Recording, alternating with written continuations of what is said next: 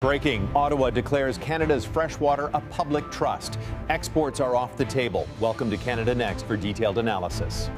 Officials warn exports would create dangerous dependency and harm ecosystems. Sovereignty comes first. Breaking tonight. The unthinkable just became negotiable. Donald Trump didn't suggest, he demanded. And Mark Carney's response didn't leave room for interpretation. It left Washington speechless. British Columbia received notification this week. The U.S. government paused negotiations on the Columbia River Treaty. Not delayed. Paused. The stated reason? The current administration is reviewing its international engagements. But, dear viewers, when you're talking about water treaties during the worst drought crisis in American history, that phrase means something very different. Translation: Washington is reassessing which water belongs to whom. Then Trump said it out loud. They have millions of gallons of water pouring down from the north, with the snowcaps in Canada all pouring down. They have essentially a very large faucet. Not a resource, not a shared ecosystem. A faucet. And in that single word, everything changed. If you're realizing this story goes deeper than headlines suggest, you're exactly where you need to be. What you're watching unfold isn't a trade dispute. This is the opening move in North America's first water sovereignty crisis. And the fault line doesn't run through ideology or economics. It runs through rivers, lakes, and the invisible currents beneath the soil that both nations depend on to survive. Here's what makes this moment so dangerous. The United States and Canada have spent 2 centuries as the world's closest allies. Shared borders, integrated economies, military partnerships that defined global security. But now, for the first time since 1812, those 2 nations are staring at each other across a resource divide, where one side is running out and the other side is saying, no, absolutely not. Not now. Not ever. Let me show you how fast this escalated. January 15th, 2025, Trump addresses water scarcity during a campaign rally in Phoenix. He mentions Canada's abundance, calls it logical cooperation. The Canadian embassy issues a polite statement about environmental stewardship. Standard diplomatic language. Nothing alarming. February 3rd, Trump repeats the idea during a press conference. This time, he's more specific. Arizona, Nevada, California, they're heading toward crisis. Conservation won't solve it. Technology won't solve it. But Canada, he says, has more fresh water than it could ever use. Why not share? Ottawa's response comes within hours. And it's not polite anymore. Prime Minister Mark Carney holds an emergency press briefing. No prepared remarks. No diplomatic cushioning. He looks directly into the camera and says this: Canada's water is not a tradable commodity. It is a public trust, part of our identity, part of our environment. It is not for sale. It will never be for sale. That statement slammed the door, then locked it, then welded it shut for good measure. Across America, from Phoenix to Vegas to Los Angeles, people heard Carney's words and landed on the same uncomfortable question. Your most powerful nation on earth is running dry. Your closest neighbor just said no. Now what?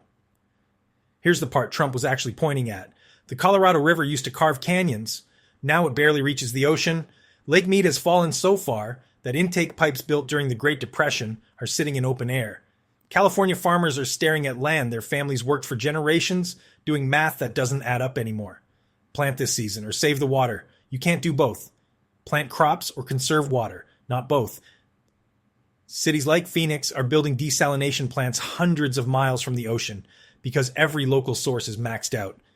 And Canada holds nearly 20% of the planet's fresh water. Lakes that stretch like inland seas. Rivers fed by glaciers that won't stop flowing for centuries. Wetlands that purify entire ecosystems. From an American perspective, especially from the perspective of a governor watching reservoirs evaporate, Trump's idea didn't sound aggressive. It sounded logical. But in Canada, those same words triggered something deeper than policy disagreement. They awakened a fear that's been dormant since the 1960s when American engineers first floated the idea of continental water sharing. The fear that economic power, when combined with environmental desperation, can override sovereignty faster than any military threat. Mark Carney understood that dynamic instantly.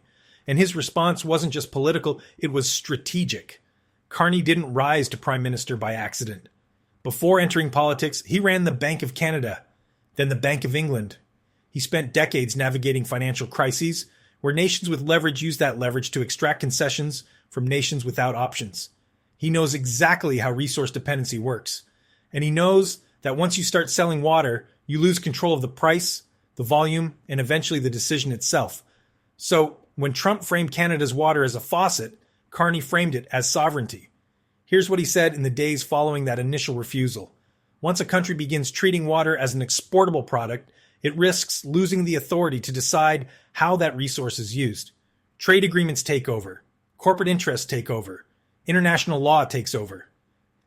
And what was once a public trust, owned by citizens and protected by government, becomes a commodity governed by market forces.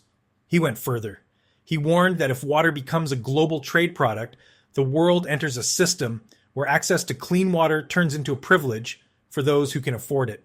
Poorer regions become dependent on international markets to meet a basic human need. And in that system, water stops being a right and becomes a financial asset. That warning landed in Washington like a diplomatic grenade, because Carney wasn't just talking about Canada, he was talking about the future of American water policy. And if you've ever wondered what real sovereignty looks like when tested by the world's most powerful nation, you're watching it unfold right now.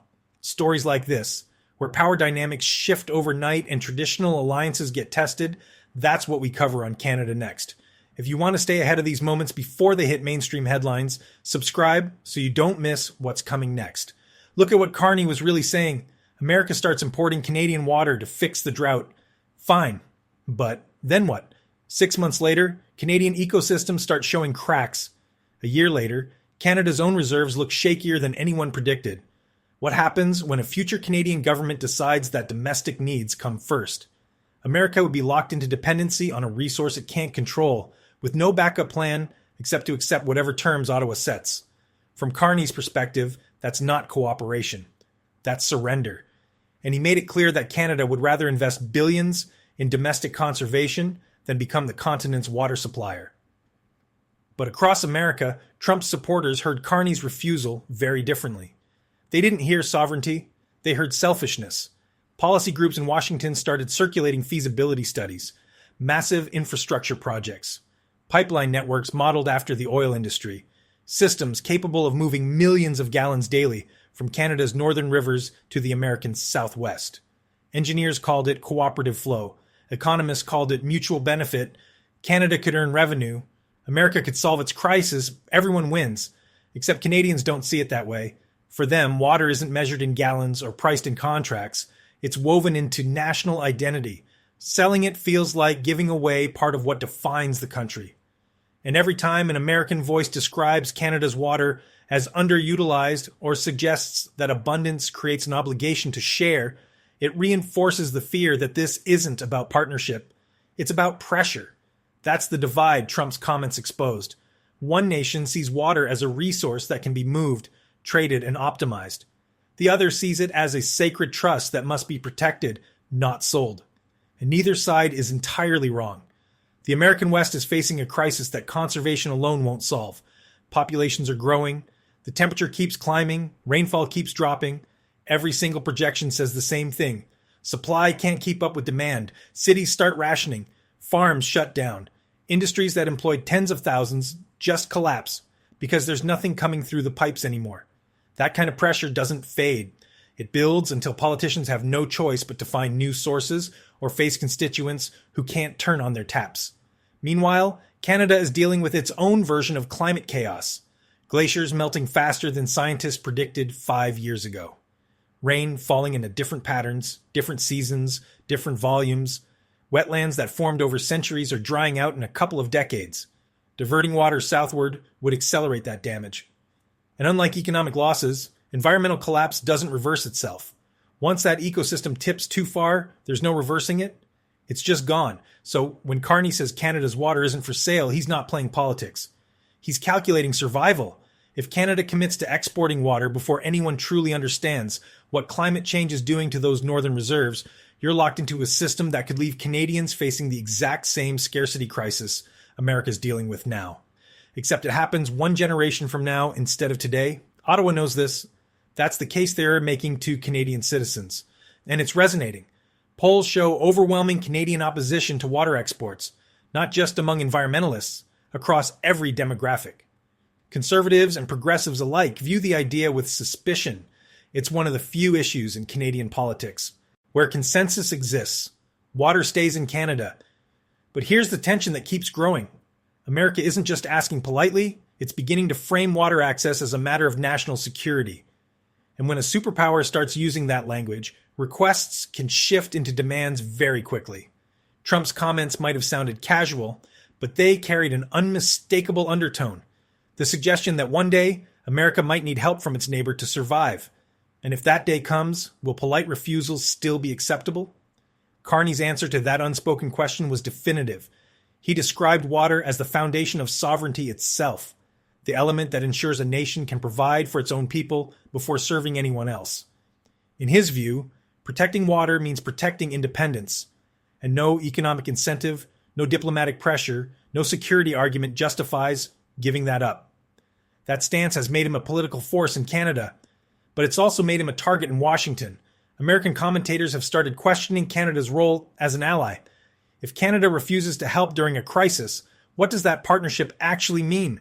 Are Canadians willing to watch American cities ration water while Canadian lakes sit untouched? Those questions are designed to create pressure, and they're working. Because beneath the policy debate, there's a moral dimension that's harder to dismiss. Should nations with abundance share with nations in need? Or does sovereignty mean the right to say no even when neighbors are suffering? If this question makes you uncomfortable, you're starting to understand exactly what's at stake here. And if this breakdown between allies concerns you as much as it should, hit that like button, because Canada Next brings you these sovereignty battles the moment they happen, not weeks later when everyone else catches up. Carney's position is that sovereignty isn't selfishness. It's responsibility. A country that can't control its own resources can't guarantee its own future. And once trade begins, momentum takes over. Economic interests dig in, legal frameworks solidify.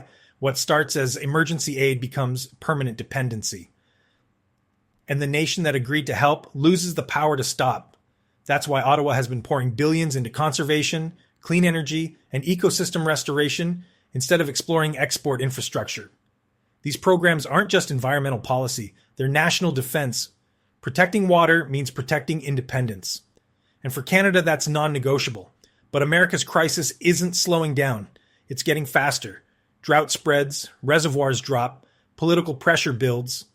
This debate isn't going to fade quietly. It's going to get louder, sharper, and impossible to ignore. Both nations are waking up to the same reality. The world just entered a new kind of competition. Not over oil, not over technology, over water, the most essential resource of all. And in that competition, geography matters more than military power. Canada holds the advantage. America needs the supply. And between those two realities, the relationship that defined North American stability for 2 centuries is being tested in ways neither country prepared for. What happens next won't be decided by one speech or one treaty negotiation. It will be decided by how both nations answer a single question. In an age of environmental scarcity, does abundance create obligation? Or does sovereignty mean the right to protect what's yours even when others are desperate? Mark Carney's answer is clear. Canada's water is not for sale. Donald Trump's response is equally clear. America's crisis won't wait for permission. And between those two positions, the future of North American partnership hangs in the balance. For those watching closely, this is where the map gets redrawn. Not through war, not through treaties, but through the quiet recognition that in the 21st century, control over fresh water will determine which nations thrive and which nations beg. Canada just made its choice. America is about to make its own, and the rest of the world is watching to see what happens when the closest allies on Earth discover they can't agree on the most basic question of all. Who owns the water, and who decides what happens to it?